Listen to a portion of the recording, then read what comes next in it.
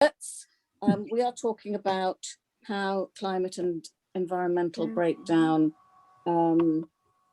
connect with our understanding of God.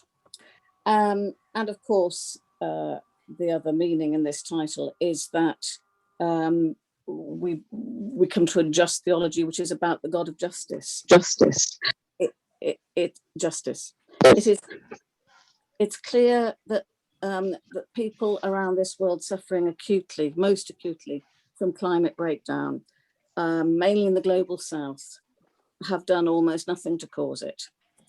By contrast, the people who have caused it, the most responsible, largely in Europe and America and others, who invented, as we did, and exploited mass industrialization, we are, at least for the moment, the least impacted, the least vulnerable.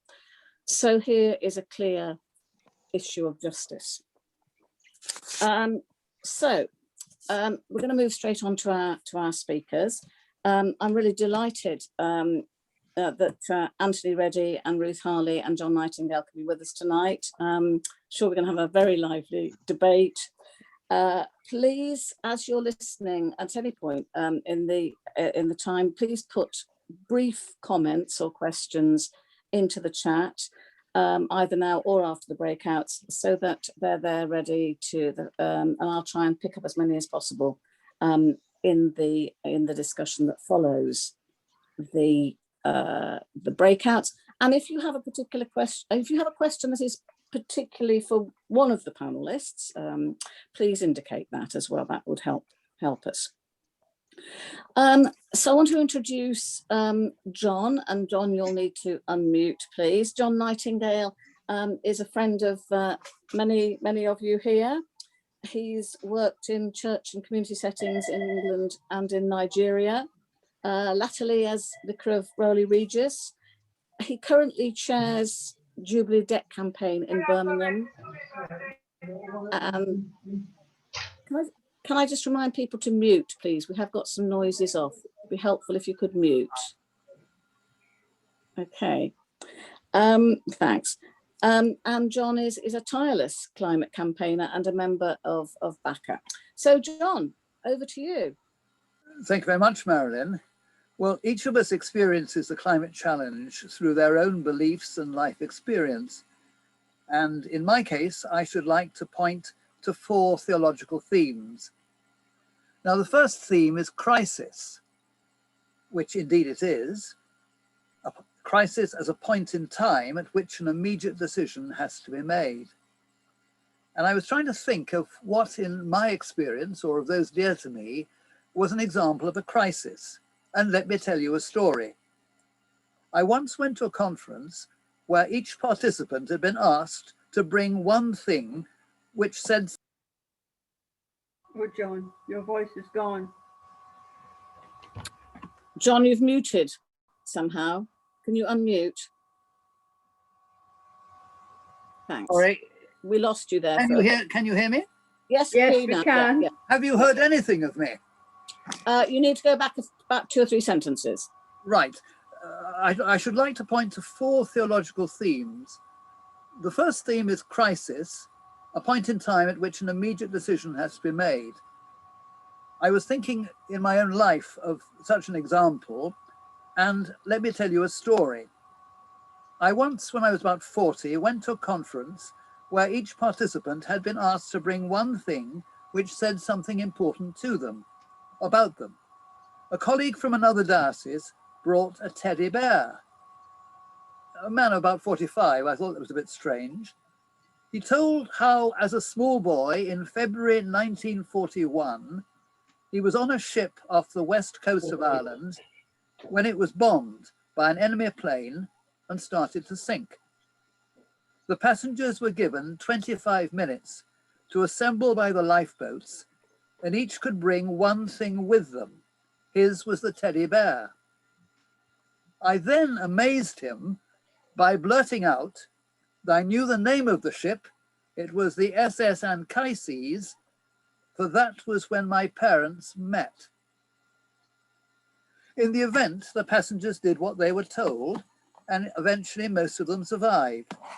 even though some of them had to leave a lot behind. My father, for example, lost all his scientific books and notes.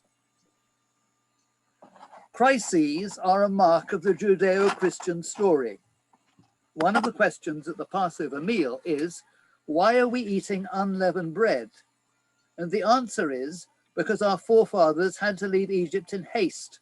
There was no time for ordinary food preparations. Supremely, the story of Holy Week and Easter is one of crisis. And then, of course, there have been other crises, such as the fall of Jerusalem, the Black Death, or world wars. Crisis is a part of life, even though we may forget it.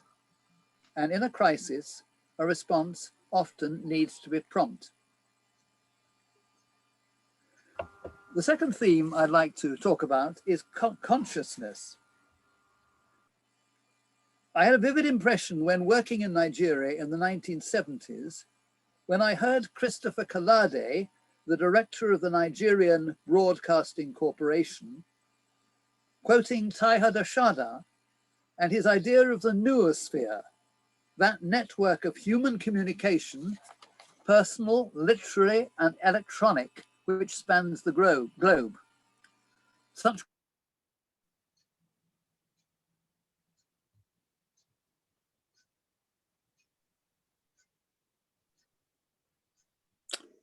Is it just me or have we lost John? Yeah, we've lost John, I think. Okay. John, we've lost you for some reason. This is very unusual. John normally does all our tech for us. John, I wonder if you can hear me, John?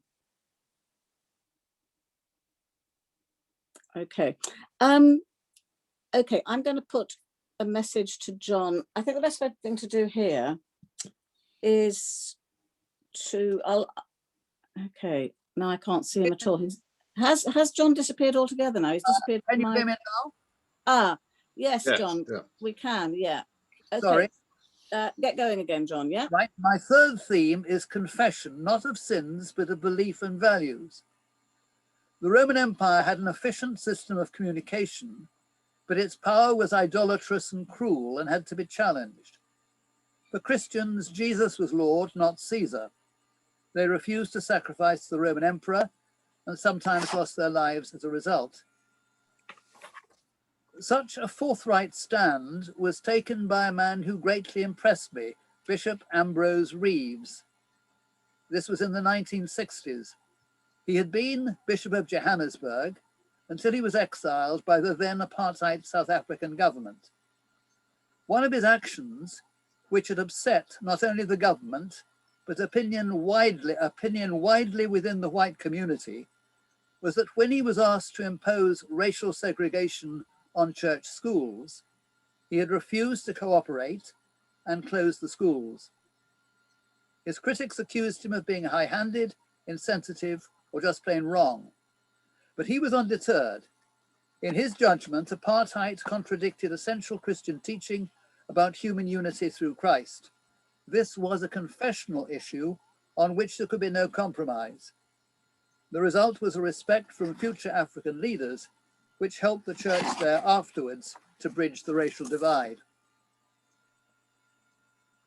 Apartheid is one of those confessional issues which define the boundaries of the Christian faith. The confessing church in Germany of the 1930s was formed by Christians who refused to follow Hitler's directions to abandon their Jewish roots. And now we are coming to realize that, in the words of Professor Timothy Gorringe, climate change too is a confessional issue. It is sacrilege to allow our planet to be destroyed. In the cathedral, you may have seen the memorial to a confessor of the faith, Bishop of Birmingham, Leonard Wilson, tortured as bishop in Singapore in the Second World War. But recently, some environmental confessors have become part of the noble army of martyrs. One is a sister of the same religious order as my own spiritual director. This sister, Dorothy Stang, was murdered for supporting indigenous peoples against the loggers and ranchers destroying the forests in the Amazon basin. I've mentioned crisis, consciousness, confession, and I'd like finally to mention community. This means acting and feeling together.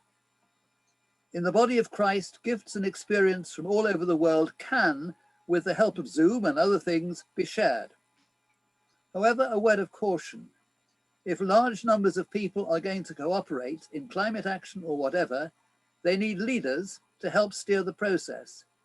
And it is important that those leaders know what they are doing and are not in it for themselves. So for a final illustration, let me revert to the shipwreck story with which I began. The women and children, my mother included, left in their lifeboats. Most of the men, including my father, waited behind. His boat was launched very late and became separated from the others and spent a week on the open seas. Early on, those in it realized they needed to appoint a captain, someone to set a course and organize the crew. Who should it be? There were all sorts of senior officials in the boat, but the person they chose to be their captain was none of those. He was very junior, a young, able seaman, chosen because he was the one with first-hand knowledge of small boats. This makes me think, who should we be looking for as our captains today? So in response to climate change, I've produced 4 themes: crisis, consciousness, confession, and community, illustrated by a story which in a small way gives me hope. For in it, there was a response to crisis, people were saved, and I, for one, was born. Thank you, John, and we're very glad of that. And thank you for opening up those important themes. Can we go now to you, Ruth, please? Ruth, will you unmute and join us, please? Ruth Harley is an ordinand training at the Queen's Foundation. She's co-author with Barrett of Being Interrupted, Reimagining the Church's Mission from the Outside In. Ruth, I hope you've put the details of that on our chat. I've read that, and it is radical, fascinating, and hugely recommended. Ruth, sadly, next year we're going to lose you to Milton Keynes, I believe, for your first job. But for now we have you, and at least perhaps with Zoom we will continue to have you. So Ruth, thanks very much for being with us. Over to you. Thanks very much, Marilyn, and thank you for inviting me along. It's great to be with you all this evening. I'm just going to pop into the chat, there we go, not the details of my book, although I will share those later if you'd like, but the 5 marks of mission, because I want to think theologically about the climate crisis in the context of mission, in the context of the work and life of the church, and in the context of justice.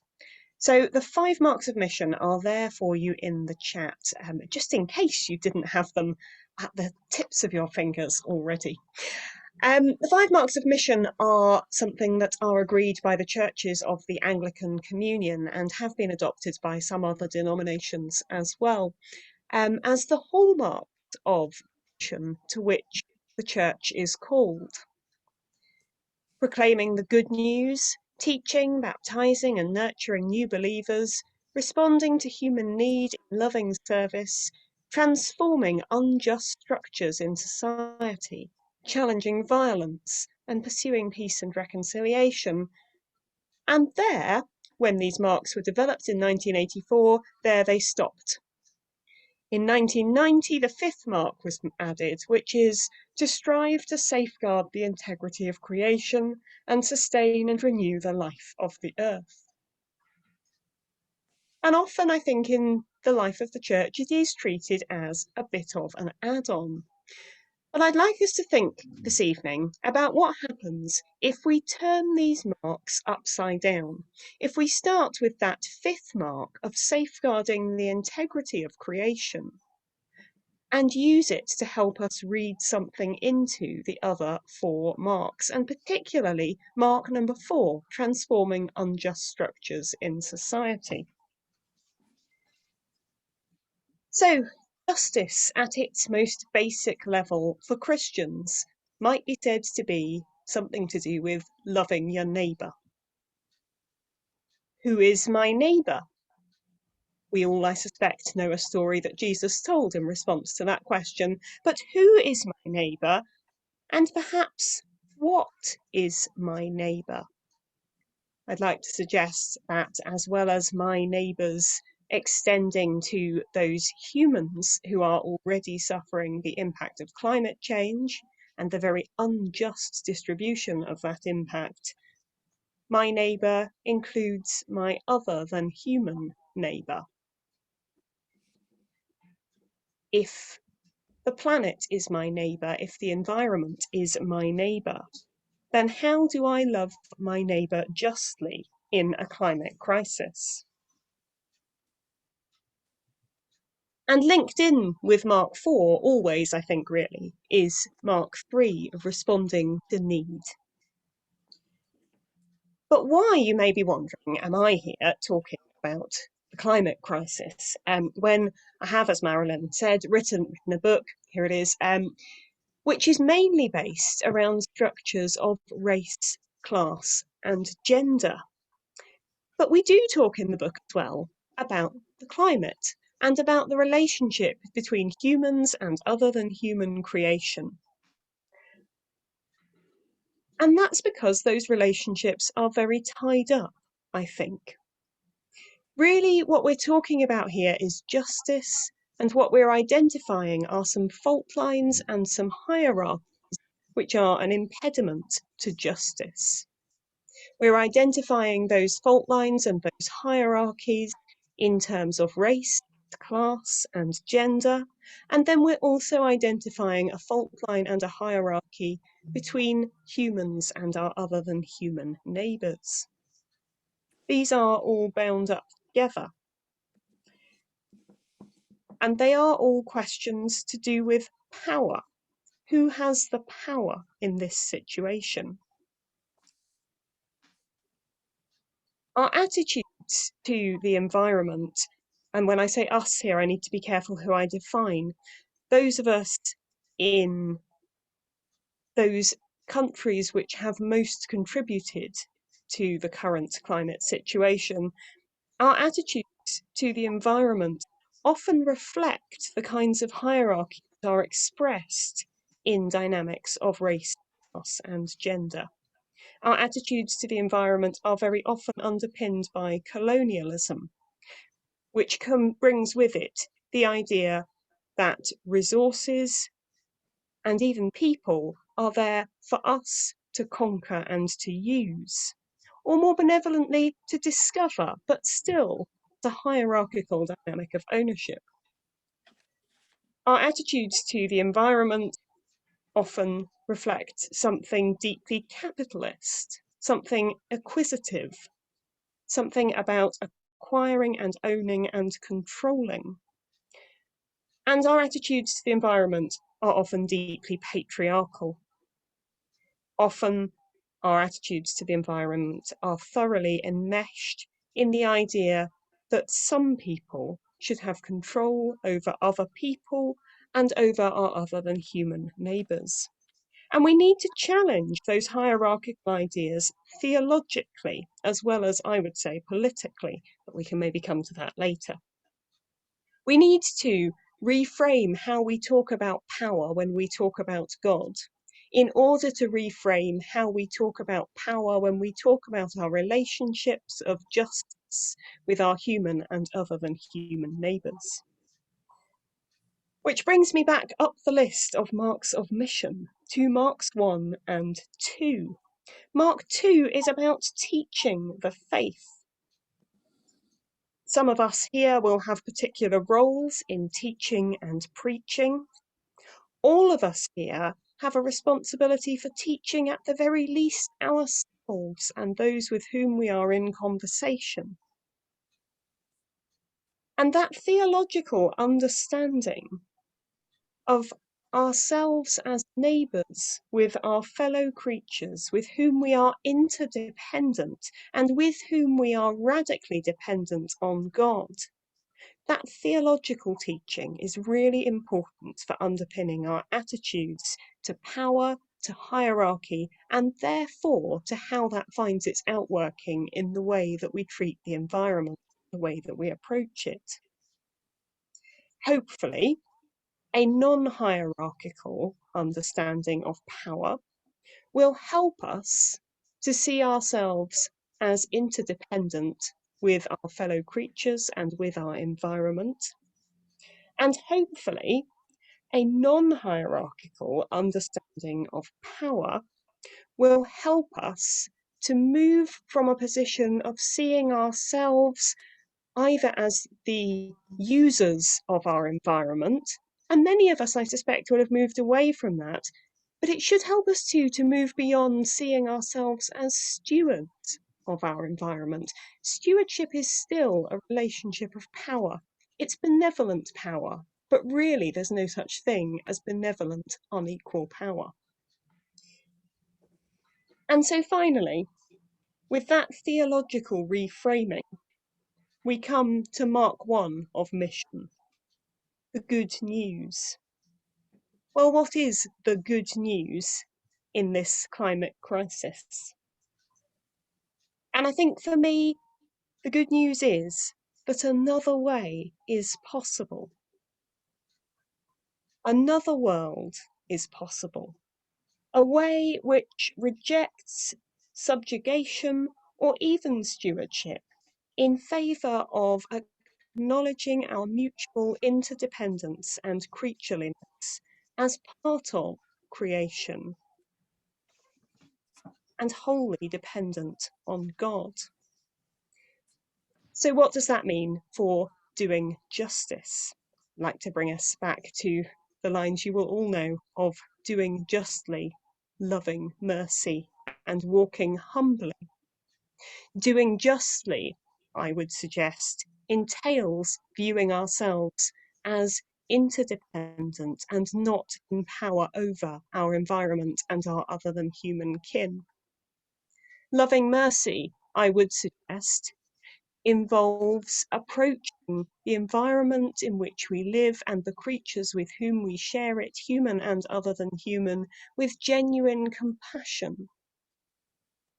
And walking humbly, I would suggest, involves taking our place, and no more than our place, but no less than our place, within God's creation and within a mutual trust and care for it.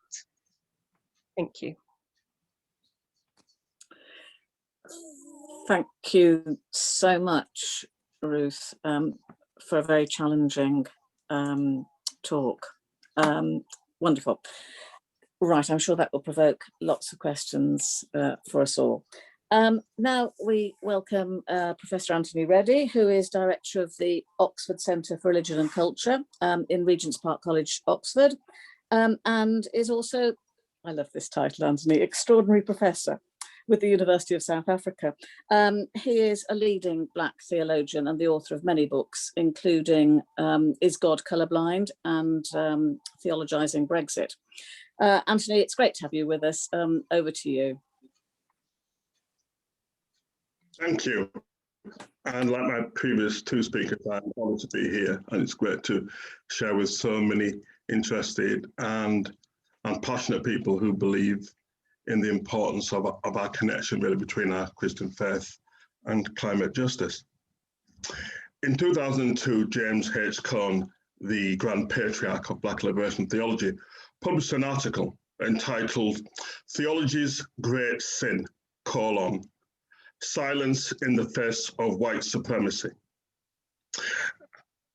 And in the article, Cone didn't necessarily talk about climate justice, didn't talk about creation, but what he spoke about was 5-6 centuries of white supremacist action against Black people, particularly people of African descent. First in the slave trade, then in colonialism, in Jim Crow, in systemic racism. And Cone noted the absolute silence of white Christian theologians to speak out against race and white supremacy. In 2019, in October 2019, I had the opportunity to go to Regis Park College, where I was about to become the director, for the annual David Nichols lecture. So every year there was a lecture in the name of David Nichols, who was a famous Anglican scholar priest who was also very much involved in looking at and thinking about the Caribbean as a region, both in political terms and theological terms. And the speaker that evening was a young Caribbean academic from Warwick University called Dr. Celia Huggins. And Celia Huggins is a political geographer, he's not a theologian. And what he did for me was to help to contextualize even further Cohen's article from 2002, because what he showed in his presentation was a direct link between the exploitation of bodies, the thing that I think Ruth mentioned partly in her previous talk, this exploitation of bodies, this sense in which this sense of hubris and power that comes out of whiteness and comes out of European expansion, that firstly believes that one can take millions of people and use and dispose their bodies for profit. And then he was able to show then 5 centuries later, the heirs of that form of rapacious form of some mercantilism that then morphs into capitalism, now becomes the means by which those inheritors of that are the people who are now exploiting people's lands. So first we exploit the bodies of dark-skinned people from the global south, then you exploit their land. And in both contexts, you have a theology of untrammeled whiteness that is built upon notions of mastery, control, imposition of power, and no agency in the other that then allows one to do that. And theology becomes complicit in it by silence. And so going back to Cohen's article in 2002, Cohen says actually, with the exception of a few notable people, white people simply do not talk about race and do not talk about the problematics of whiteness that is predicated not on partnership, not on equality, but on power and dominion. I'm reminded of a great quote from Katie Cannon, one of the architects of womanist theology, who says this. She says, when entitlement is the norm, equality feels like a defeat. And it's very interesting that we have lived through 4 years, thankfully no more than that, of a president in the USA who was determined not even to deal in terms of equality, in terms of climate justice. So Kant's challenge, theology's great sin, silence in the face of white supremacy, then finds itself outworking in our theologies of dominion. That those theologies that come out of the account of creation in the Genesis narrative, where the text gives human beings dominion over creation. And it's very interesting how the early church was very, very specific, the patristic period, of trying to make a separation between the creator and creation.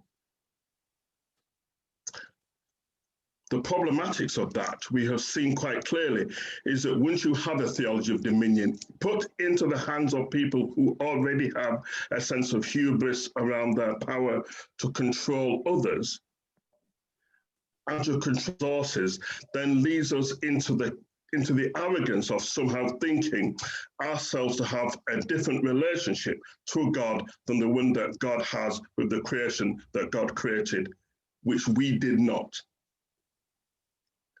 Therefore, cutting down hectares of trees, despoiling forests, damming rivers, using up resources as if they will go on forever, is possible if you have the assumption that somehow God has a preferential option for us as human beings, but not for things.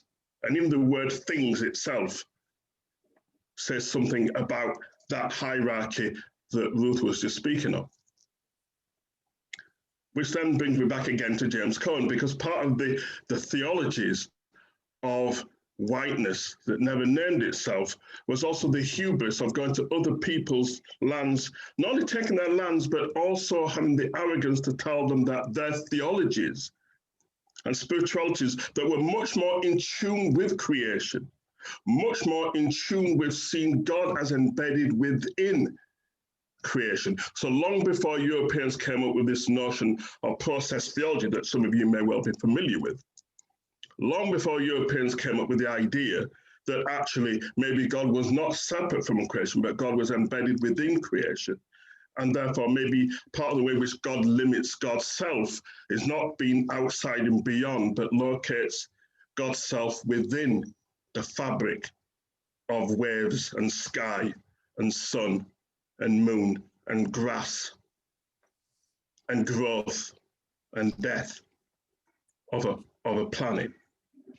Long before Europeans were saying that, indigenous people were saying that. Actually, if one knows anything of Aboriginal spirituality, one knows that actually that one honors the ground in which one is in. One sees oneself as being in an intimate partnership with all of the land and with all of the creatures on it. And one gives honor to that. But of course, when the Europeans turned up, what they said was, oh, this is a dangerous form of pantheism. This is a dangerous form of conflating the creator with the creation. The danger of that arrogance is that it meant that human beings felt that they had the hubris, and I'm really glad that Ruth spoke out against stewardship, because it's a term I have never enjoyed, because to be a steward, as Ruth said, is still to have power, but it's still to have the power believing that we have been given the stewardship to look after something. And if the last 5 centuries have taught us anything, is that whiteness cannot be trusted to be in charge of precious resources, whether that's people or things. And they're not things. Creation is bound up with us, and we do not have a preferential option in God's sight over and above other creatures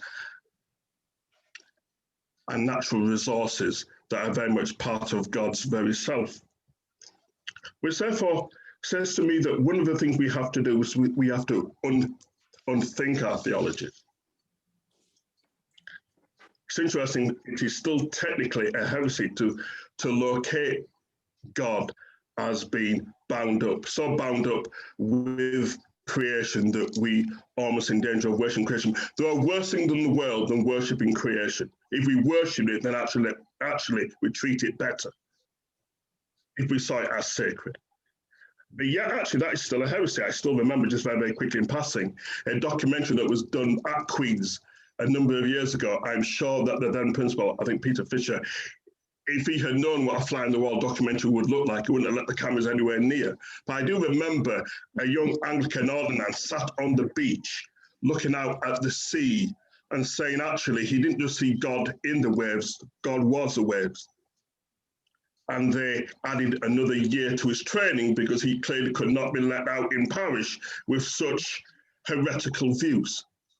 I would argue those views are not heretical. White supremacy is. But it's interesting how the church condemns us for having odd theological abstractions but has nothing to say about white supremacy.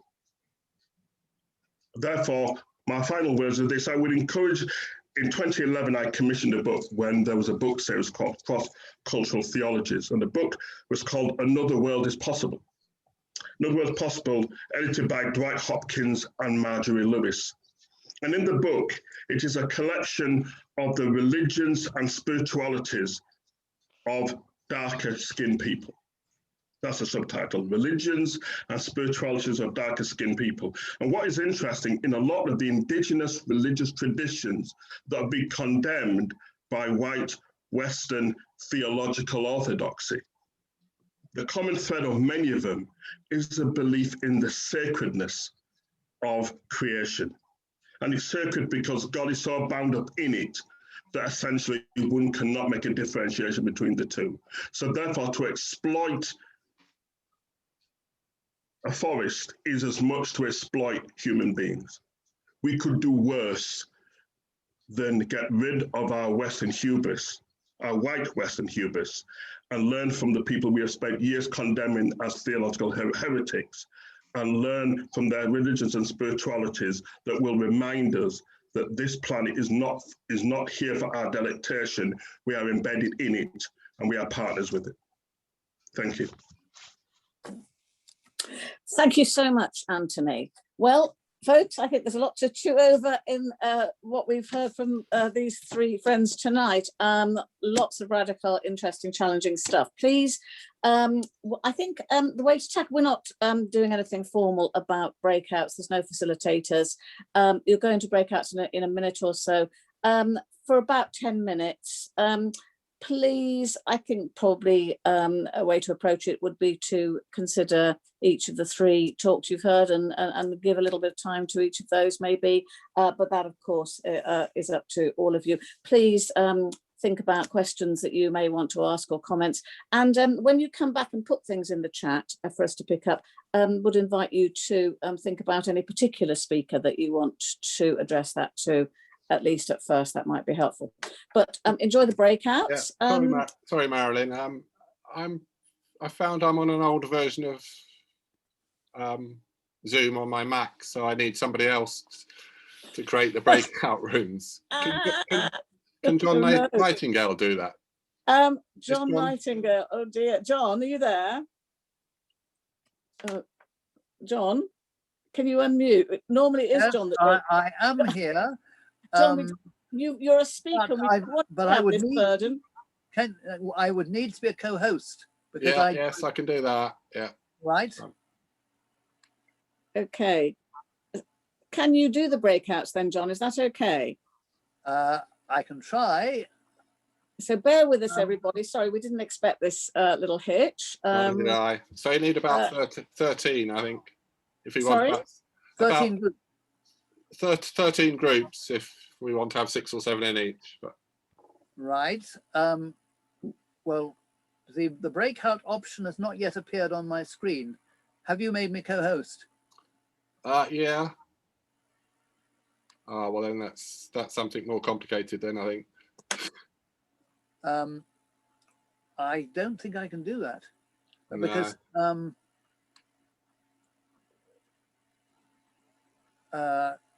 you may have to make him host rather than co-host. Yeah, I've made him host, I think. So maybe it's because I started the meeting in an older version of Zoom. Yeah, I've got the breakout. Yeah. Okay. No breakout symbol, I'm afraid. Okay, look, it doesn't look like this is going to be possible. We only have just over half an hour. I think we just don't have breakouts. I mean, that's it. Sorry about that, Marilyn. No, it's all right. No, I don't think that's a deal breaker tonight. I'm sure people have got lots of thoughts and questions and comments about what you've already heard. Just a word to our three speakers. I still haven't got you in front of me altogether. So when there's a question and you want to respond to it, any of you, could you please verbally indicate rather than kind of just waving at me, which would normally work. So if you want to take that response first, please just tell me that. Okay, I'm going to try to pick up. I think if you want to ask a question or make a comment, please could you put it in the chat? And at least initially, I'm going to take comments and questions straight from the chat. And I'm going in there now to see if any have come in. Here is, this is one from Hilary. Hilary, I'm just going to read this for you, if that's okay, Hilary. My question is both for Ruth and Anthony. I understand and sympathise with your critique of the term stewardship. On the other hand, one beneficial part of the term involves how it moves beyond what we do, care, to something outside ourselves, creation, and connects it to our identity, Plus, we need some way to talk about our relationship and role in creation. What other term would you suggest? And what do you think of a modified version, faithful environmental stewardship? Thanks, Hilary. Don't know whether Ruth or Anthony wants to go first on that one. I don't mind. Anthony, do you want me to Yeah, jump go for in? it, Ruth. Yep, cool. Yep. So great question. Thank you, Hilary. I think people are often a little bit taken aback when I suggest that stewardship is not a helpful model, because I think we've all been so thoroughly schooled into stewardship being the better model than a kind of model of subjugation, which, I mean, I'm not saying it's not a better model than subjugation, but what I'm saying is the better model than stewardship is also possible. What term would I use to talk about my relationship with and role in creation? I think the term I would use to talk more and more, actually, to talk about my relationship with creation is neighbour. I really like neighbour. I think you need some decent kind of theological oomph behind it as a term. But for me, that encapsulates something of the mutuality.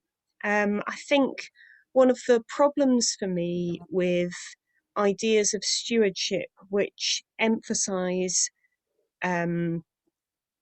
it emphasizes a kind of one-way relationship where I am the one doing the caring and creation is the thing being cared for. And I think that actually distorts both my image of me and my image of creation. I would want to say that there is a much more mutual pattern of care going on in my relationship with creation, in our relationship with creation. And I think for me, that's a really fundamental theological question, is that idea of mutuality rather than hierarchy. I think hierarchy always distorts our relationships. It distorts our relationships between humans, and it distorts our relationships with our other than human neighbours as well. So I think, yeah, my answer to what term would I use would be neighbour. Anthony, I don't know if you've got a different term. Yeah, well, the term I would use actually would be covenant. I'm talking about covenant relationship. I think the problem is, again, because we've been so sort of humanocentric, that when we read of God's covenant, we assume that was just between us and God, that somehow, like the rest of the planet, was merely incidental in God's promise. I think there's something about having a covenant, which is a solemn promise between us and God, but bound up with creation, is, yeah, I mean, it's a very religious term. It's a very, I guess, a very sort of Judeo-Christian term. So, but then again, in some respects, so is stewardship. So, yeah, I mean, so I quite like that term. Thanks, Anthony. Ruth Tetlow makes the point that she thinks Pope Francis avoids stewardship, avoids the term stewardship.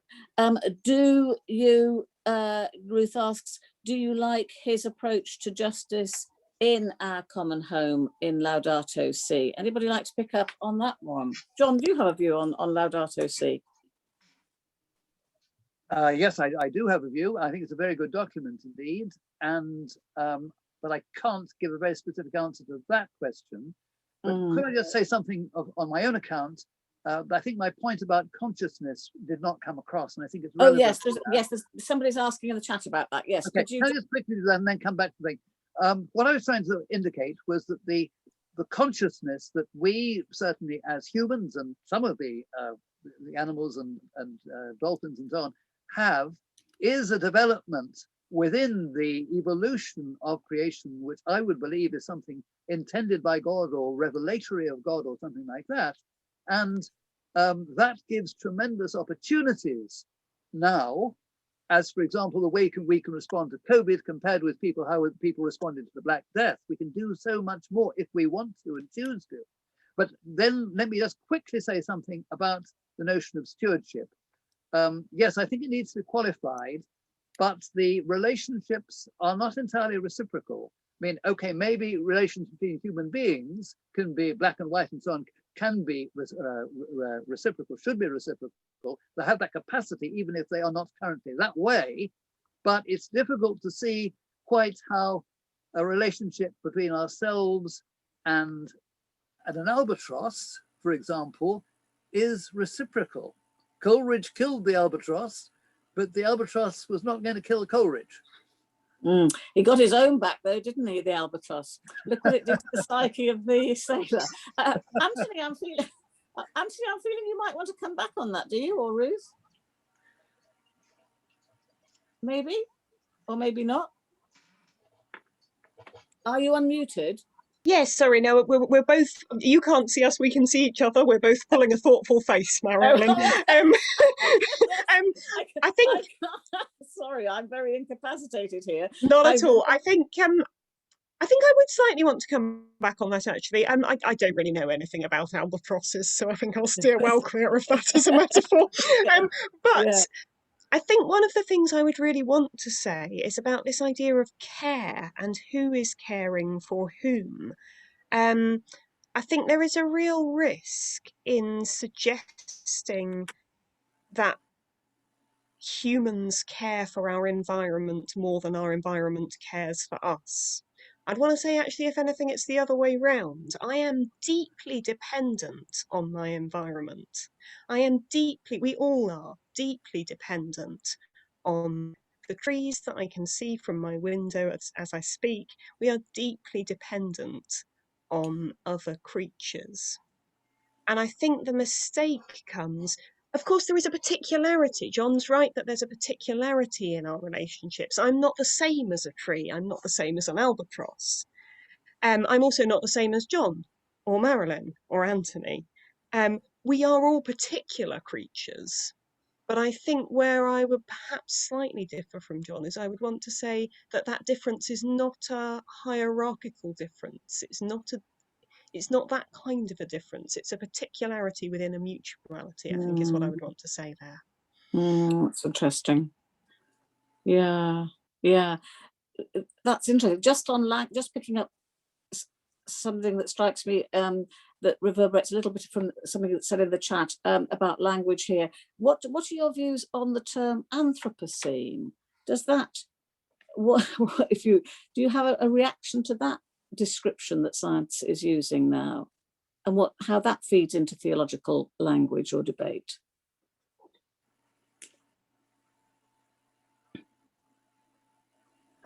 This is Jane. That was my comment. And in fact, Nick Parker, reading down the chat, is talking about our responsibility. We've made a mess, but man has the ability to do something about the mess, which is what I meant by Anthropocene. This is the era of man, as opposed to the era of the dinosaurs or whatever. So we aren't helpless in all this. We have a God-given ability to do something about it. So we are an Anthropocene, as well as being guided by our theology. In some ways, we have a responsibility to move things on. That's what I meant by throwing that in. But then Nick Parker come up with something quite similar. Thank you. Yes, thanks. Okay, I see some nodding, but I don't hear anybody wanting to. As I say, you'll have to burst in, any of you, if you want to say something. Otherwise, I'm going to go on to another comment in the chat. Shall I do that? Emily from Queens asks, when we speak of race or gender, there's a helpful nuance between equality and equity. How might this relate to creation? Anthony, I'm going to ask you to respond to that, because you've written very eloquently about equality and equity, I think. And might want to pick that up, perhaps? Yeah, I'm sort of thinking on the hoof here, so this is by no means a well-reasoned sort of cogent thought. But yeah, I mean, I think clearly what we, and for those who don't understand the difference, but the equality usually means about treating all things the same. Equity means about thinking in more systemic terms around around particularities, as Ruth said, and particular needs, and recognises inherent systemic inequality and injustice, which therefore means that one is not necessarily treating everybody and everything the same. There is a particular need to have specific resources or specific ways of working that will favour a particular group in order to bring about a greater sense of cohesion. I think there's a lot to be said for that. And I think maybe just to go back to the previous point about this is the age of man, the age of human beings, I think that there's a lot of truth in that. But I think also, again, what we see from many indigenous cultures is the way in which that part of what's been built, I think, into this fantastic creation, these ways in which it often has ability to heal itself. I think we've probably gone past a tipping point where creation is going to heal itself, because I think we've just done too much damage for that. So I think there is a responsibility that we have to make. But I think there's something about thinking of creation as having its own personality, and therefore what specific things do we need to do in order to affect a notion of equity for the planet itself. And I think we are being challenged in lots of ways about having to change our lifestyle. So much of modern capitalism is based upon consumption. Even now, when we're coming out at the end of the pandemic, we are being encouraged to go back and consume as we did before, when actually maybe one of the things that we've seen during the pandemic is that there has been a pause, and the pause has, I think, enabled the planet just to do some very, probably quite minuscule ways of repairing itself. But I think it's been interesting what that pause has done, which I think is a challenge to us about not going back to the old normal, because the old normal actually was a very destructive one. So therefore the question might be in terms of equity, what new practices we have to develop as a species, which fundamentally has to be about consuming less. Yes. Either you want to, do John or Ruth want to come in on that? Yes, I mean, I've just got the word entitlement written down here. The sense that there's two languages going around, aren't there? There's the language of people who really feel like you. I think there's a lot of you sense a lot of stuff around people feeling we've got a pause, a chance to breathe, a chance to take stock, and that we can't possibly go back. And yet you've then got this kind of rush of sense of entitlement about holidays, etc., which of course is very much around stuff you were saying earlier, Anthony, I think. Let's take another. I think there's a bit more press back in the chat. I'm just going to open it up again.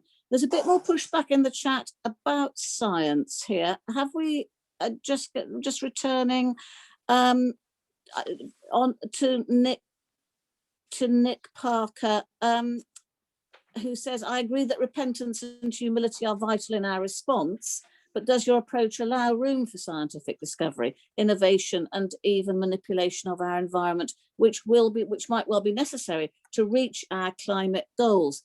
I don't know, Nick, if you want to unmute and say more about that. Yeah, I could not. I mean, I just feel myself, it's that whole in different. I feel that I will likely pull towards my and all the rest of it. And Nick, sorry, hang on a second. Nick, you're breaking up a little bit. Can you possibly do anything sorry, with your mic? my internet's not great. Can you hear me now? We can sort of hear you. Carry on a bit, yeah.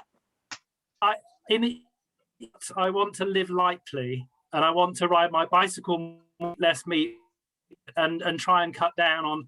But when Anthony was speaking, if you think about a white arrogant person, someone like Elon Musk comes to mind. But I'm wondering whether Teslas might also be necessary in getting to our climate goals. It's that kind of dichotomy. So anyway, does that make sense? So as I say, I feel torn in different directions, and it's just trying to work how all this sort of fits together in a theological way. Yes, I think that bears on an important point myself. Anybody like to take up that whole kind of thing about how theology speaks into the complexity of, I suppose, the practical solutions if we haven't completely screwed up? I don't know. What do you all think? I can see John waving at us. John. Oh, John. Well, I also want to refer to a question that Dan put in the chat. One of the problems being that it doesn't seem to be very urgent at the moment. And I think the prophetic strand in theology, which says you've got to face the truth. And those, the false prophets who say everything will be well, you've got to say no. And that's really quite aggressive, I'm afraid. And I think that as a person, I like to be mild, but I think the aspects of the situation and of the prophetic task, which are in fact aggressive and need to be in the situation we have at the moment. Now, I don't particularly like Elon Musk as a person, but actually, in terms of renewable technology, he is maybe making the breakthrough that needs to be made. Yeah. Can I just say something about that question about urgency, Marilyn? Unsurprisingly, I'm about to talk about neighbours again, but I really do think it's quite an important theme. Is this an urgent situation for me sitting here in my flat in Birmingham? Maybe not, arguably not. Is this an urgent situation for my neighbours in the global south who are experiencing flood and drought and famine and dying right now? Yes. And is this an urgent situation for my neighbour in the sense of those parts of our planet and those plants and those creatures that are being flooded and scorched right now? Yes. And if my neighbour's urgency is not my urgency, then what actually do I mean by loving my neighbour? Very good. Yeah. Thanks, Ruth. Yes. Anthony, did you want to say anything? Yes. I mean, I was sort of reflecting on Nick's question, and I think he made some important points. I don't want necessarily my remarks to be seen as either anti-science or the anti-progress that has been made by the West. I think the problem has not been that we've made scientific progress, is that too often times that scientific progress has been for the benefit of the global north in terms of consumption. If we were able to harness our scientific inquiry to a form of reciprocity that then had conversations with people in other parts of the world, so that's a crucial question. So just because we can do something doesn't mean that we should do it. So a question of value and question of underlying intent are not the same thing as capability. And therefore that's not to ignore the significance of our scientific capability, but it's to say too often times this has been done as I said, at a type of hubris that wasn't interested in having conversations with anyone else outside of a relatively small oligarchy of people who thought that they knew best. If instead we were involved in much more intimate relationships, in much more forms of covenant relationships, then what we would also then have would be conversations around, so what is the value of what we're trying to do? And how do we ensure that its benefits are ones that impact upon everyone and not just upon a particular segment of humanity? Yes, thank you. Yeah, yes. Shamsi says, climate change. To slow this down drastically, billionaires hold the key. The way forward is renewable energy sources and biodegradable packaging. But for this, CEOs would need to invest in research and implementation, but they won't because it will cut their paychecks. They want to make money as quickly as possible. Yes, I mean, that is a very clear example, isn't it, of much of what you have been saying. Can I just do a little swerve in the questions into your Ruth and Anthony? You are currently both involved in theological education in one form or another. And I think, John, you in the past have been, perhaps not quite as currently now. I'm interested in the role of theological education in colleges, particularly in the light of the recent survey of young Christians, who 90% of whom felt that their churches did almost nothing on climate. And of course, the whole thing around climate, as we see from the school strikes and Greta and everybody, has a huge justice issue around intergenerational issues. Do you want to pick something like that up? Either of you, any of you? Ruth, you look as though you might. Yeah, I'm very happy to.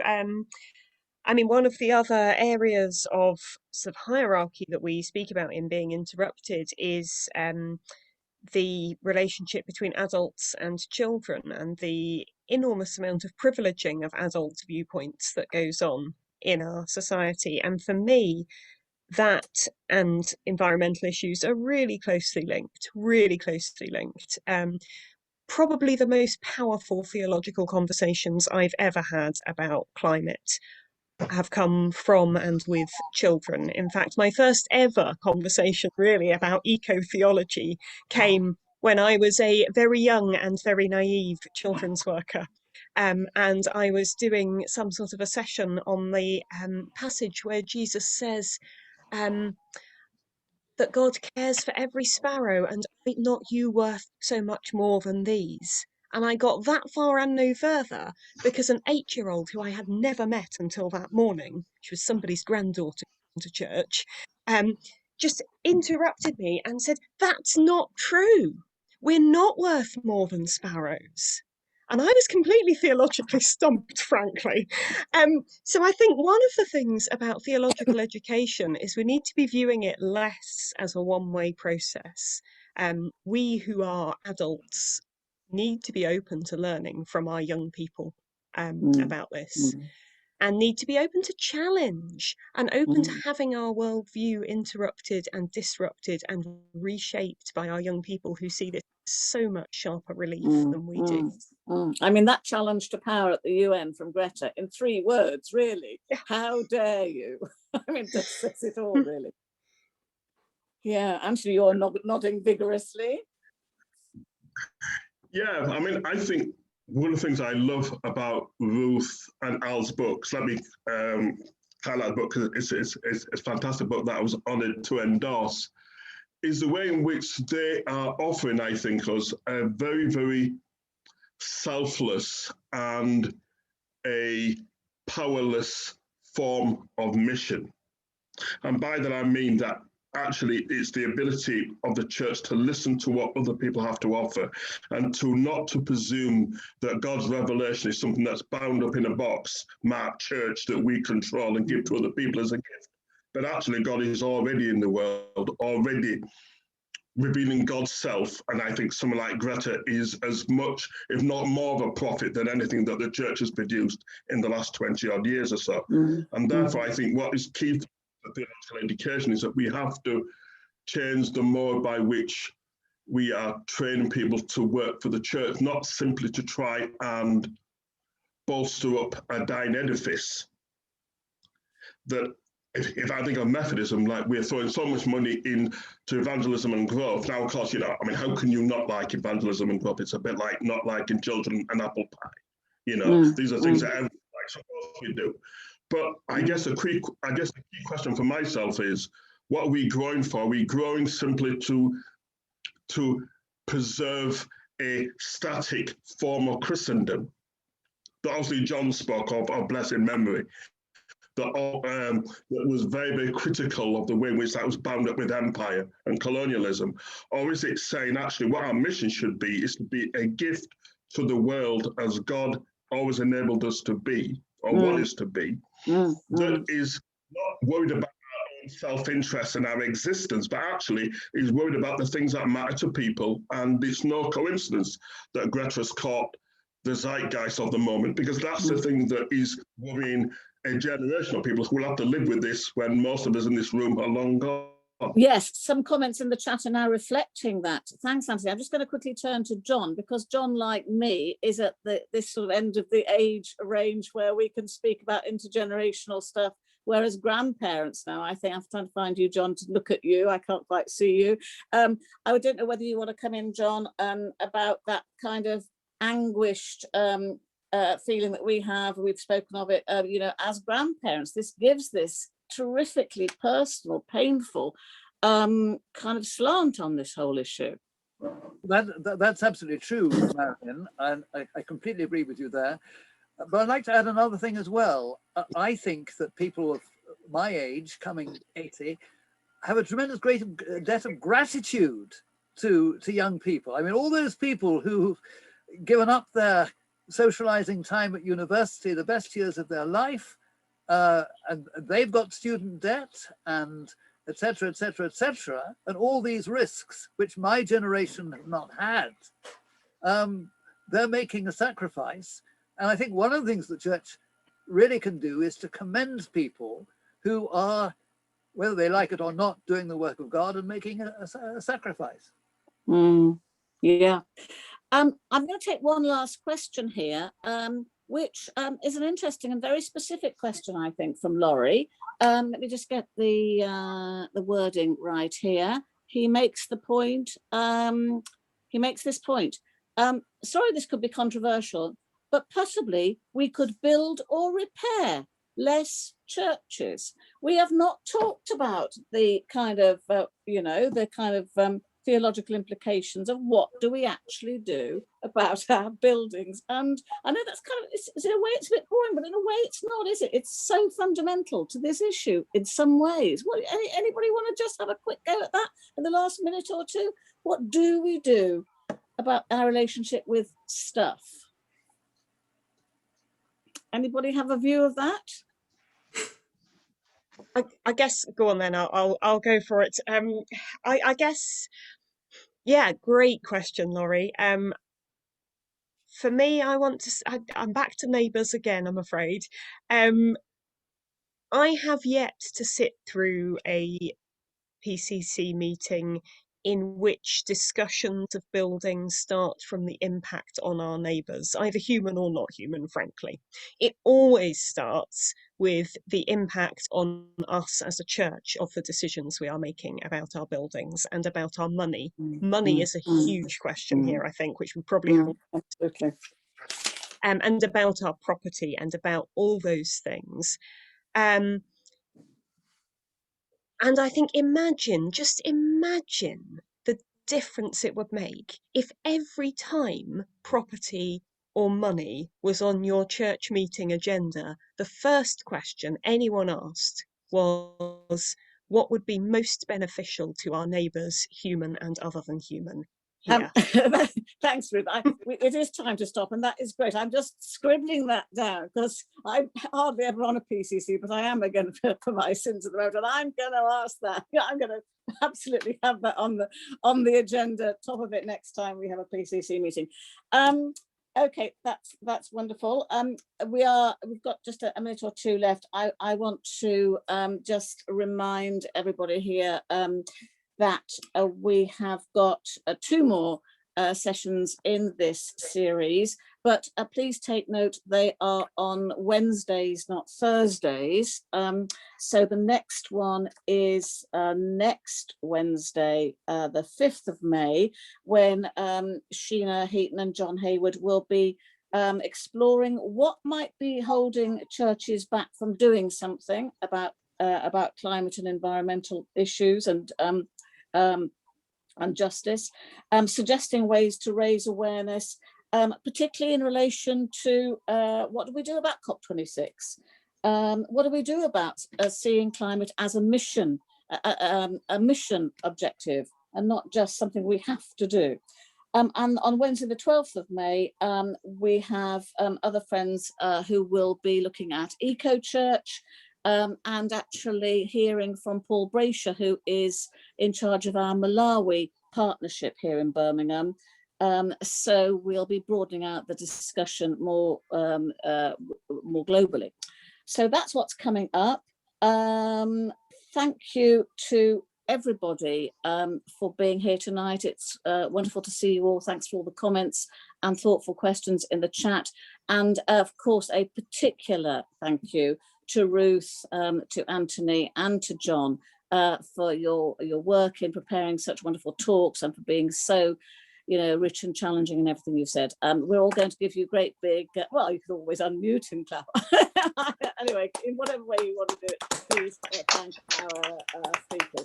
Thanks so much indeed. Thanks, Dan, for doing all the tech. Good night, everybody. Thanks so much.